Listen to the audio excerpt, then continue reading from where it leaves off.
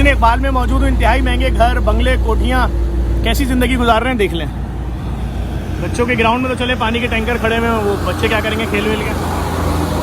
अब आप ये देखिए कि ये कचरे की नौबत क्या है। वो दूर कचरा कुंडी और ये बीच ये घरों से आप बाहर निकलें, सारा फुजला, गंदा, गलाजत, अंबार लगा हुआ है। ये देखिए, ये देख रहे हैं आप, ये हाल है।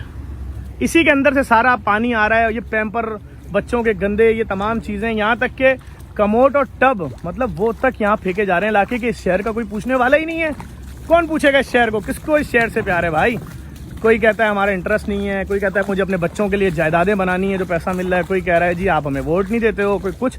ये देखें टब, नहाने वाले टब, इतनी गलाजत और फुजला। ये गुलशन इकबाल में है, मेन गुलशन इकबाल में। बाकी कराची की तस्वीर खुद बना लीजिए। और ये पानी यहाँ से होता हुआ जा रहा है लोगों के घरों में, लोग इसी में चल फिर रहे हैं। कोई शहर का कौन पूछने वाला है? देखें यार, मैदान चलें सही है, ट्रक वालों ने लिया हुआ, टैंकर वालों ने, कोई बच्चे क्या घरों में खेल लेंगे ग्राउंड अगर इन्होंने ले लिया है ना, ऐसे ही है ना। आवाज़ तो आप उठा नहीं सकते इन सारी चीज़ों पे। लेकिन ये देखें आप, काश चीफ जस्टिस ऑफ पाकिस्तान देख लें कि किस तरह से कराची के मेन इलाकों को बर्बाद किया गया। नॉर्थ नाज़िमाबाद इससे भी बुरा है। नॉर्थ नाज़िमाबाद का तो कोई हाल ही नहीं है।